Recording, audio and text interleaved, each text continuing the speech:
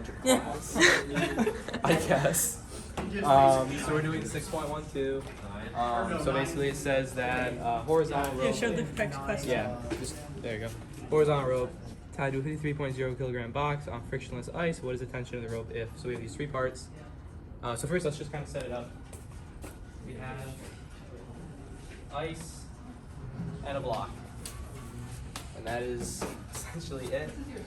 We have FG, we have FN, and then we have some force, actually. It's at rest for part A. No, yeah, but just like in general, the forces that are supposed to be acting on it are FN, and then tension force.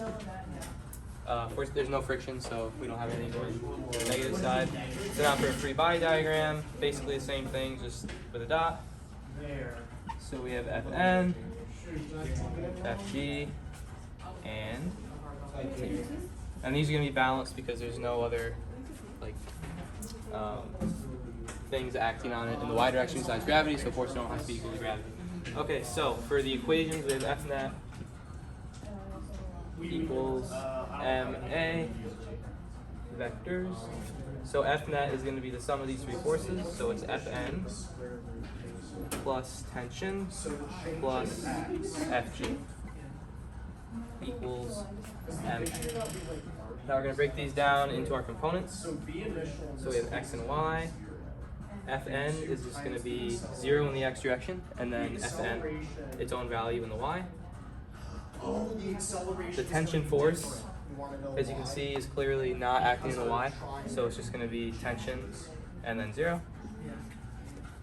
Plus Fg is acting negative y direction, so there's no x again, so it's 0 and negative Fg equals max and may. So we're trying to find, tension force all three times? We're finding Yeah. when the box is at rest. But with the tension force. Yeah. Yeah. Givens and fines. Oh, yeah, we gotta do the givens and fines. Thank you, Professor. So our given, we know that M equals 53.0 kilograms. We know that, For part A, you That's- put like A, the box is so that's at for rest. everything. Oh, sorry. Yeah, so like put like an A parentheses and then you'll say at So rest, A and then at rest. B is at 4.6 meters per second.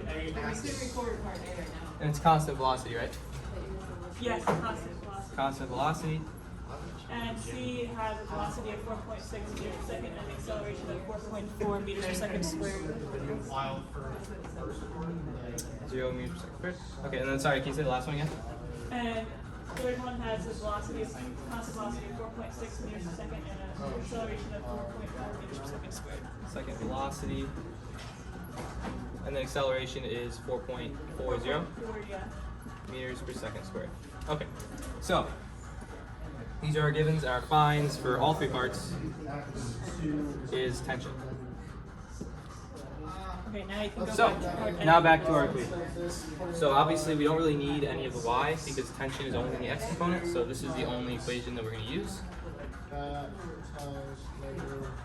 So as you can see, tension in this case, in all cases, is MAX. So part A, I'm going to do that up here. As you wrote over there, it's at rest, which means that acceleration is 0 meters per second. Okay, let's record it. Therefore, tension equals 53.0 kilograms times 0 meters per second squared. So T equals 0 newtons.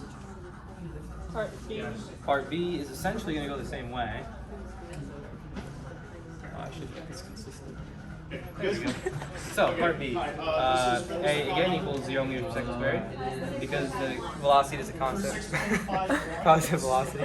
So, it's going to be the same thing, literally. 53.0 kilograms times 0 meters per second squared. Don't, because you make me laugh. Tension equals 0 newtons. Now, part C is a little tricky. At least trickier So we found the velocity doesn't really matter because it's not in the equation. So we have acceleration equals 4.40 meters per second squared. Therefore, t equals the mass is 53.0, and the acceleration is 4.40 meters per second squared. 233. Therefore, tension equals 233 degrees. And that's that. You get the whole picture. Thank you, Professor. You're welcome. Like, comment, subscribe. Yeah.